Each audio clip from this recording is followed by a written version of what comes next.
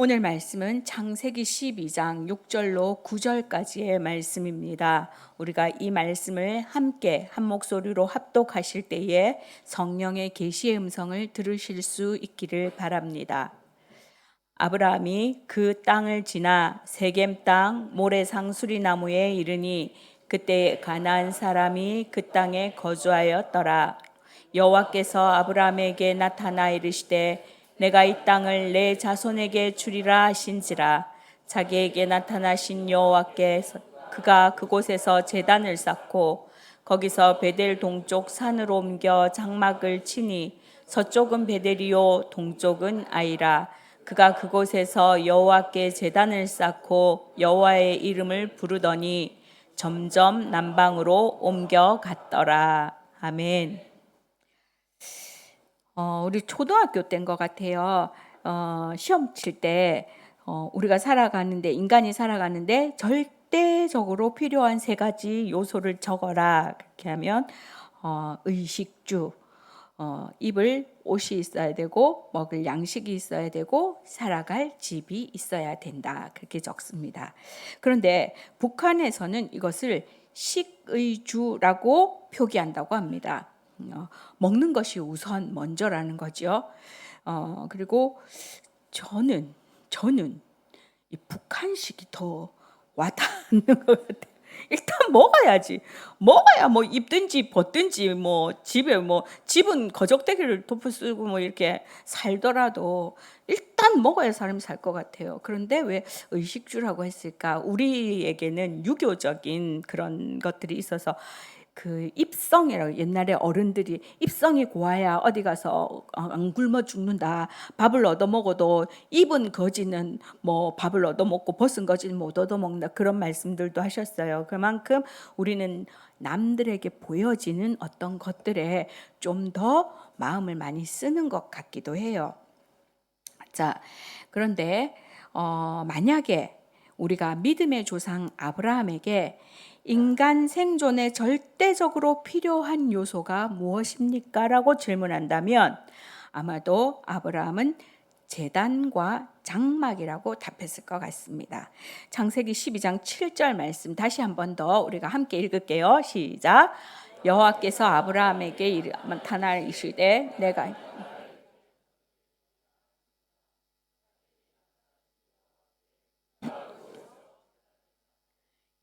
아브라함은 그곳에서 제단을 쌓았다고 말합니다. 8절에 보면 거기서 베델 동쪽 산으로 옮겨 장막을 치니 서쪽은 베델이요 동쪽은 아이라. 그가 그곳에서 여호와께 제단을 쌓고 여호와의 이름을 부르더니 말합니다. 장소를 옮겨서도 장막을 치고 거기서 제단을 쌓았다고 말하고 있습니다. 아브라함은 가는 곳마다 제단을 쌓고 장막을 쳤습니다. 장막은 우리가 흔히 말하는 집이죠. 거주하는 곳. 자, 중동 지방에서 장막은 일시적인 거주 형태입니다. 우리가 성지순례 가거나 중동 지방을 방문해 보면 베드윈족을 만나게 돼요. 이들은 목축업을 하는 사람들이죠. 그래서 양떼를 끌고 여기저기 다니기 때문에 그날 천막을 치고 이동하는 것을 볼 수 있습니다. 이들에게 천막이라고 하는 것은 꼭 필요한 필수품입니다.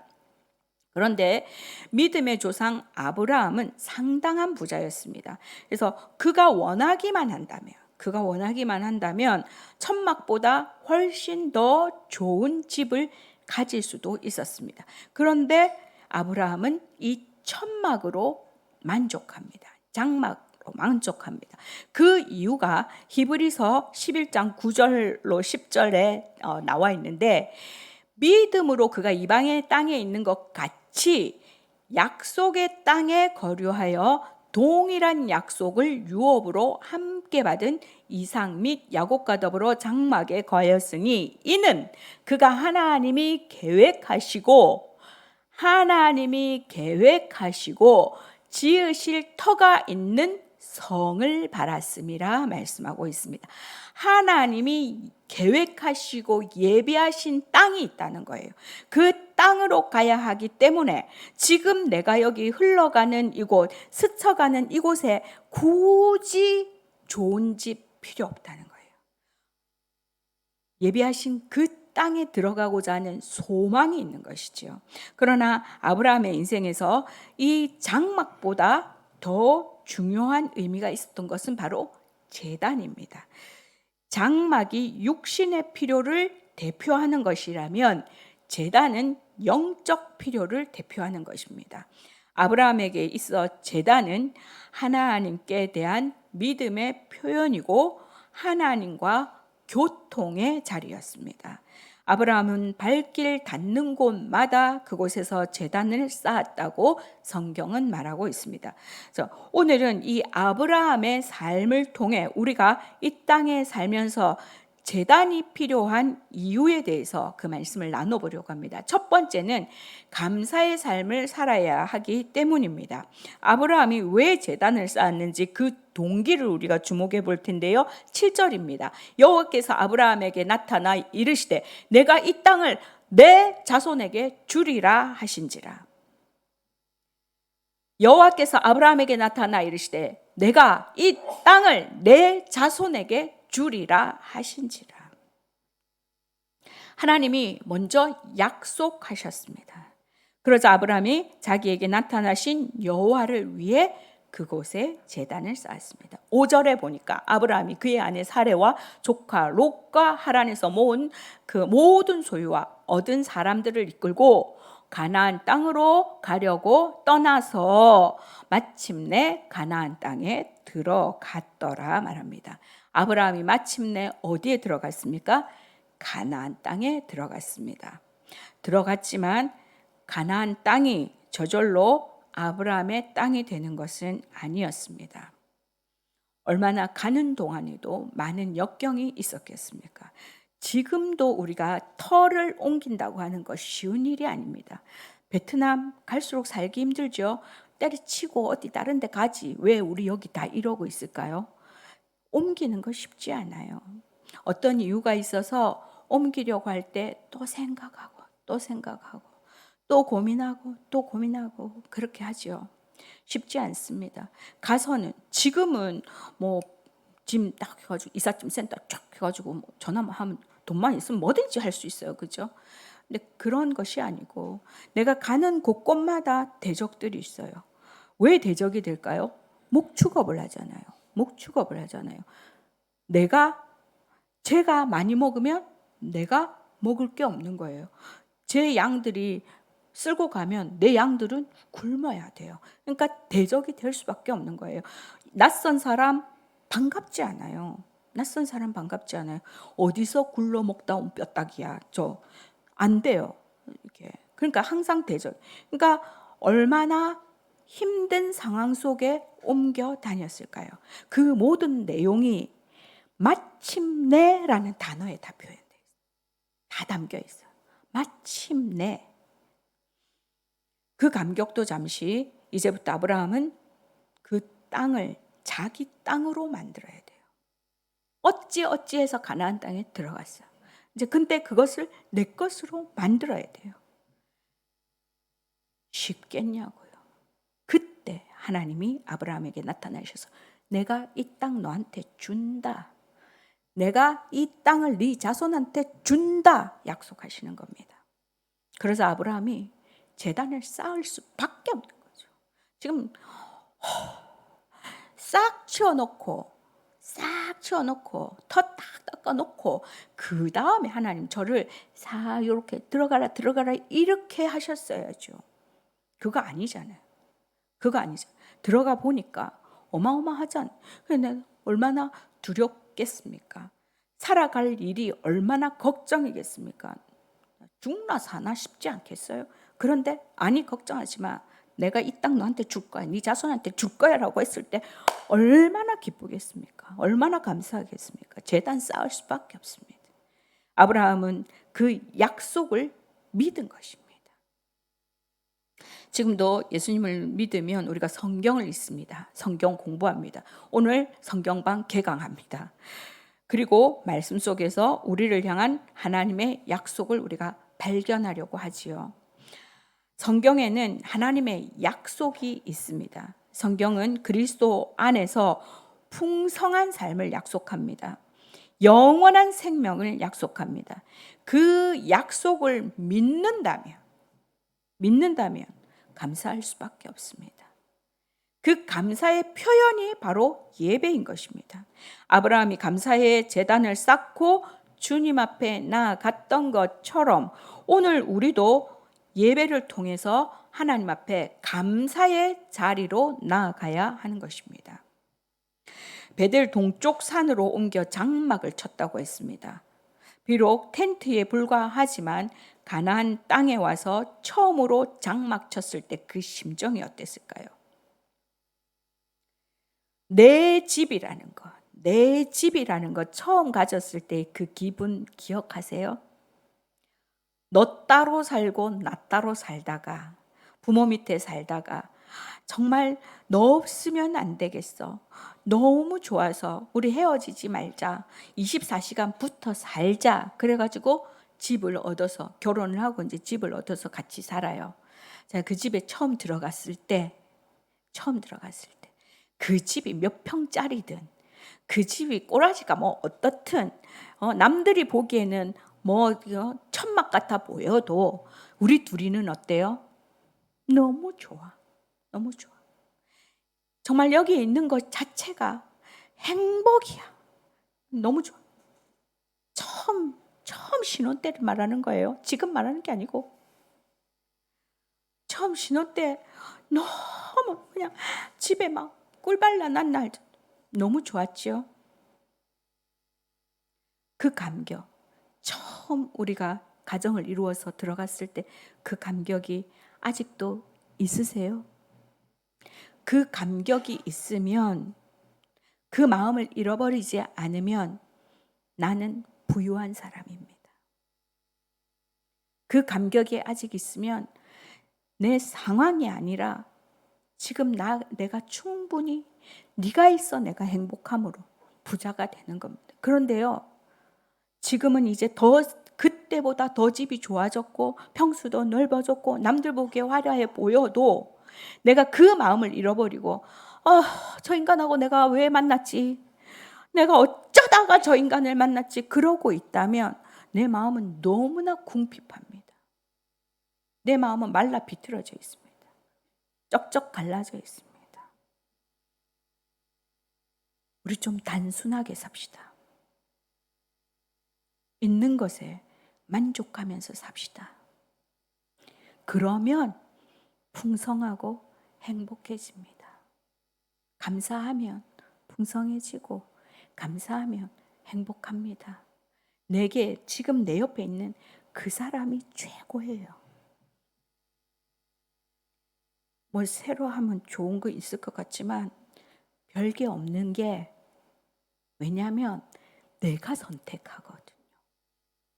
내가 보는 관점이 그닥 그렇게 바뀌지 않아요. 내가 선택하는 사람 거기서 거기야. 그래서 지금 있는 그 사람, 지금 있는 내 옆에서 나와 함께하는 그 사람 소중한 줄 알고 감사한 줄 알고 그렇게 사는 게 행복이에요. 내가 속한 공동체 가장 내가 사랑할 때 그들도 나를 사랑해 주는 거예요. 아브라함의 삶을 통해 우리가 이 땅에 살면서 제단이 필요한 이유 두 번째, 승리의 삶을 살아야 하기 때문입니다. 6절 말씀에 아브라함이 그 땅을 지나 세겜 땅 모레상 수리나무에 이르니 그때에 가나안 사람이 그 땅에 거주하였더라 말합니다. 가나안 사람이 그 땅에 살았더라가 아니에요. 지금 살고 있어요. 거주하고 있어요. 아브라함이 가나안 땅에 들어가서 직면한 문제가 바로 이거예요. 가나안 땅, 그 사람들이 살고 있어. 약속된 땅이라고 했지만 도착해 봤지만 저절로 내 땅 되는 게 아니더라고요. 이미 그 땅을 선점하고 살고 있는 이 가나안 사람들이 있다는 거예요. 가나안은 다른 말로 블레셋입니다. 영어로 필리스틴. 그래서 그것이 지금 오늘날 우리가 팔레스타인이라는 말이 여기서 유래된 거예요. 블레셋, 제가 설교하면서 여러 번, 우리 남자 집사님들 잘 모를 테고 여자 집사님들 제가 수요일 설교할 때 여러 번 말씀드렸어요. 블레셋이라고 하는 게요, 어마어마합니다. 어마어마합니다. 그 블레셋이라는 것을 유튜브에 그 블레셋 한번 쳐보세요. 그 옛 도시를 이렇게 컴퓨터로 재생해가지고 뭐 이렇게 해놓은 거 보면 어떻게 그런 머리를 쓸 수가 있을까? 그리고 그곳에 들어갔단 말이에요. 얼마나 두렵고 얼마나 위축되고 얼마나 불안했겠습니까? 두렵고 위축되고 불안한 그때 하나님이 나타나셔서 말씀하십니다. 내가 이 땅 준다. 승리의 약속을 하신 겁니다. 쫄지 마라. 겁먹지 마라. 내가 너와 함께 한다. 우리를 쫄게 하는 것들이 얼마나 많은지, 우리를 숨못 쉬게 누르는 것들이 얼마나 많은지, 우리를 기죽게 하는 것들이 얼마나 많은지. 그런데요, 하나님이 걱정하지 마라. 내가 너하고 함께 한다. 너 내 거야. 내가 네 자손까지 내가 기억해. 라고 그 지금 두려움 앞에서 말씀하실 때 얼마나 감사하겠어요. 제단을 어떻게 안 쌓겠어요. 요즘 너나 나나 할 것 없이 어려운 시기를 살고 있습니다. 이 땅에 사는 것이 쉽지 않습니다. 남의 나라에 이방인으로 살아가는다는 것이 어떤 것인지 정말 실감을 하고 있습니다. 이럴 때 우리가 어디서 힘을 얻고 계십니까? 예배의 자리입니다. 예배의 자리. 예배가 줄 수 있는 가장 큰 축복이 지친 우리에게 힘을 주고 위로를 주는 것입니다. 지친 모습으로 나와왔지만, 너덜너덜한 모습으로 우리가 나와왔지만, 예배드리는 가운데 내 마음을 쏟아내고 하나님의 음성을 듣고 삶의 에너지를 회복해서 가는 겁니다.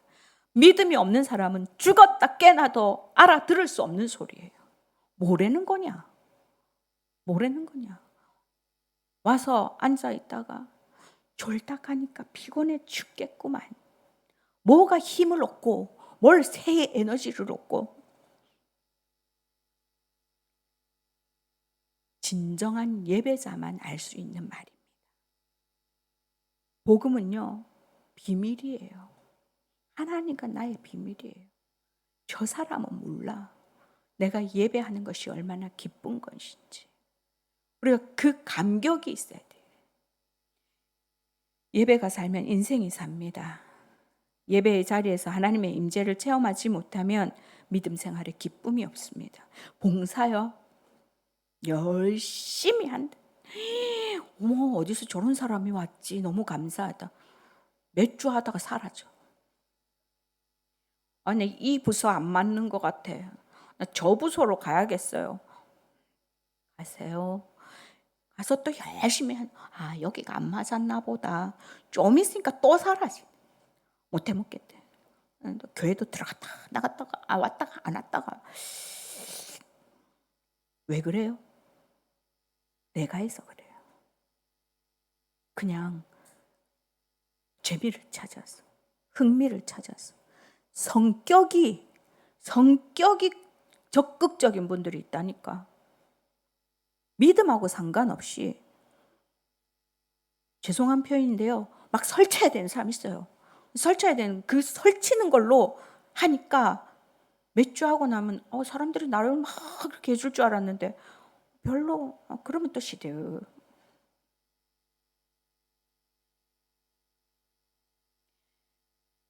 가나안 땅에 들어가자마자 앞으로 길게 펼쳐질 삶의 치열한 전투에서 믿음이 없으면 승리할 수 없어요.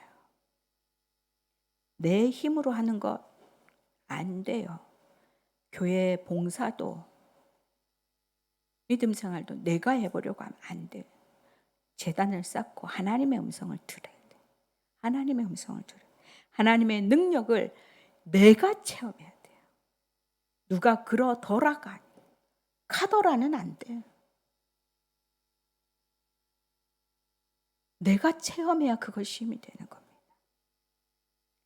아브라함의 삶을 통해 우리가 이 땅에 살면서 제단이 필요한 이유 세 번째는 증인의 삶을 살아야 하기 때문입니다. 아브라함이 증인의 삶을 살아가는데 제단은 어떤 의미였을까요? 제단에 설 때마다 하나님의 살아 계심과 임재를 확인합니다. 하나님이 계시지 않는다면 예배가 무슨 의미가 있겠습니까? 어떤 사람에게는 왜 예배가 감동이 없을까요? 어떤 사람에게는 왜 찬양이 감격이 없을까요? 기도하는데 왜 아무런 설렘도 없을까요? 하나님의 살아계심, 성령의 임재를 체험하지 못해서 그렇습니다. 하나님을 인격적으로 만나지 못해서 그렇습니다. 아브라함에게서 제단을 쌓는 행위는 살아계신 하나님을 만났다는 것을 증거하는 일종의 증거의 표시였습니다. 그래서 아브라함은 가는 곳마다 제단을 쌓았습니다. 아브라함이 지나가는 곳에는 항상 제단을 남겼습니다. 그 제단을 보는 사람마다 그렇게 말했겠죠. 여기 누군가 여호와의 이름을 여기 와서 불렀구나. 제단을 쌓는 것은 하나님의 영토가 확장되는 것을 의미합니다. 아브라함은 한 곳에서 제단 쌓는 것으로 만족하지 않았습니다. 오늘 본문에서만 해도 2번의 제단을 쌓습니다. 일단 가나안 땅에 들어가서 세겜에 가서 제단을 쌓았고 장막 친 후에 다시 또 제단을 쌓습니다. 8절 말씀 한번 보실게요. 시작.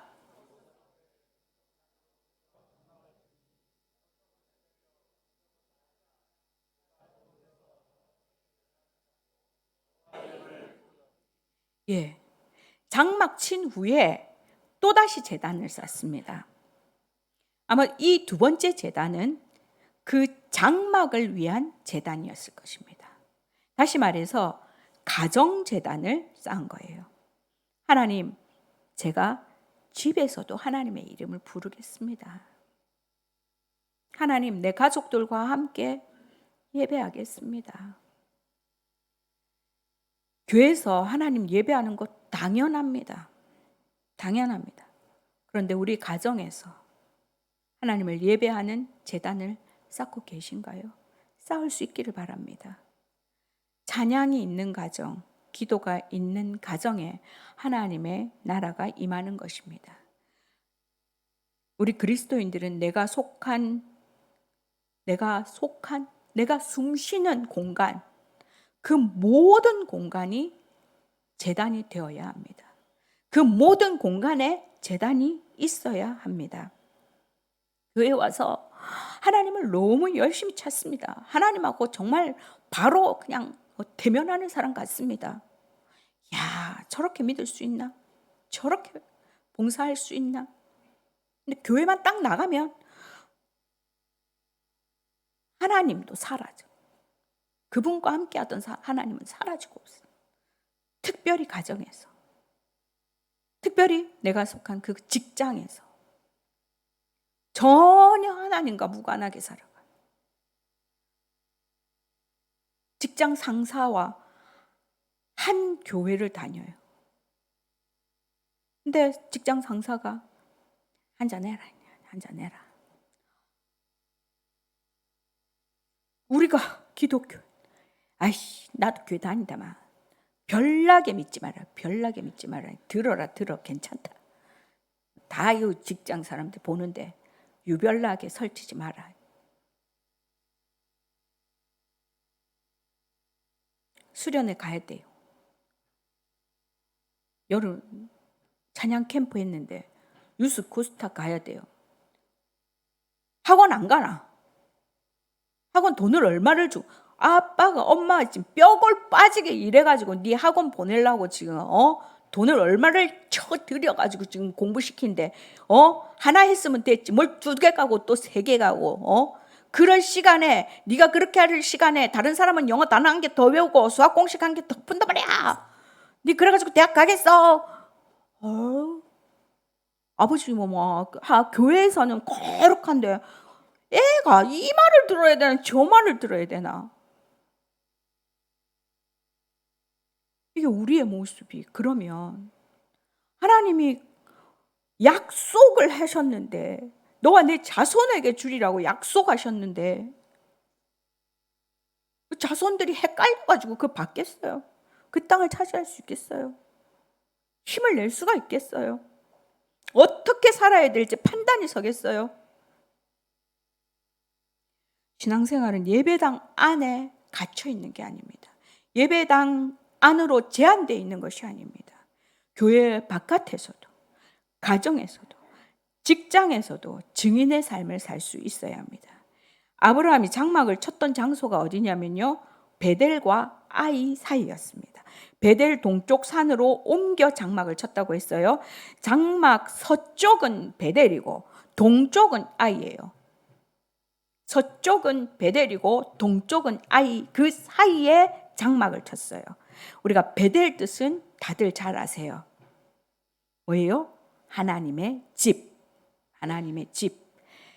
아이의 뜻은 뭐냐면 폐허의 무더기. 폐허의 무더기. 한쪽에는 하나님의 집을 상징하는 베델이 있고, 한쪽에는 폐허의 잿더미를 상징하는 아이가 있어요. 아브라함은 그 사이에 장막을 치고 제단을 쌓았습니다. 우리의 가정, 천국일 수도 있고 폐허의 잿더미일 수도 있어요. 좋은 아파트, 번듯해 보여도 그 안에서 찬바람이 쌩쌩 분다면, 대면 산다면, 조론 과정이 늘고 그 조론의 나이가 점점 줄고 남이 볼 때 멀쩡한데 안에 들어가면 웬 수야. 안에 들어가면 너 따로 살고 나 따로 살아. 아는 척 하지 말자. 폐허예요. 폐허예요. 우리가 작은 집에 정말 뭐 하나 제대로 놓을 데 없어 쌓고 블록 쌓듯이 살 수도 있어요. 잘 못 버려서도 있지만 집이 좁아서 엉덩이 부비고 손님 한 명 제대로 데리고 올 수 없는 집에 살 수도 있어요. 좁아 터졌고 밥상에 그렇게 기름진 것 자주 올릴 수 없는 가정. 내일 당장 어찌 될지 몰라. 지금 아빠 사업이 어려워. 우리 회사를 언제 문 닫을지 몰라. 아니, 나 회사에서 언제 잘릴지 몰라. 잘렸을 수도 있어, 이미. 그런데 가족들끼리 밥상을 둘러 앉아서 밥상에서 나 그렇다 지금? 이거 말할 수 있어야 돼요. 자녀들에게 아빠 지금 힘들어. 엄마 지금 힘들어. 상황이 이래. 우리 함께 기도하자. 할 수 있는 가정은 천국이에요. 같이 먹을 수 있고 같이 웃을 수 있고 이런데 어쩌면 좋지 해서 함께 기도하면 나가자라고 할 수 있으면 천국이에요. 쉽지 않아요. 아이들이 요새 상처받을까봐 두려워서 나의 상처에 대해서 말 못하는 그런 이상한 찌그러진 가정들이 많아요. 아이들을 무시하지 마세요. 아이들 무시하지 마세요. 7살짜리도 내가 힘들다고 하면 입을 덮어줄 수 있는 게 건강한 아이예요.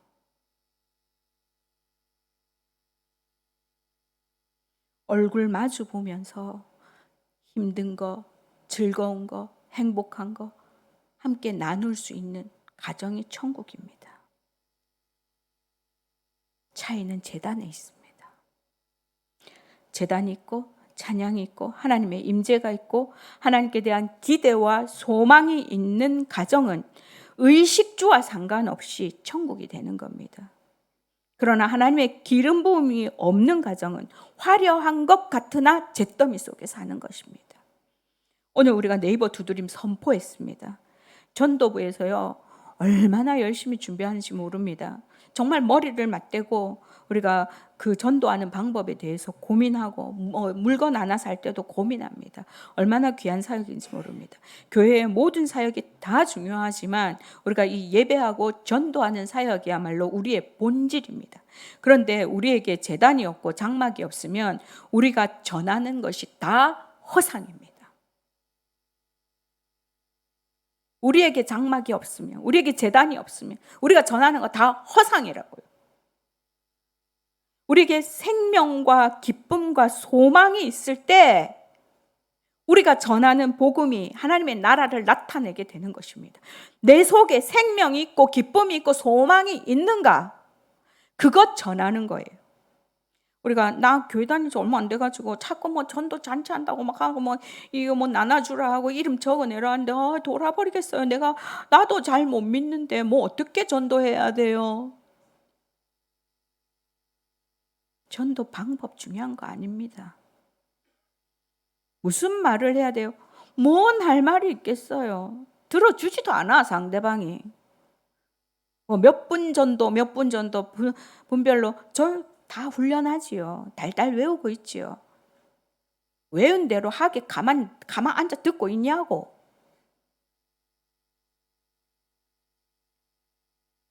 나를 사랑하시고 나를 구원하신 그 하나님의 깊이, 그것을 내가 알아야 돼요.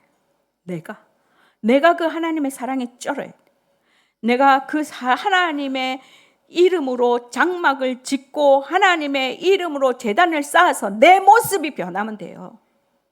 내 모습이 변하고 내 가정 모습이 천국이면 내가 전하는 그 복음이 열쇠가 되는 겁니다.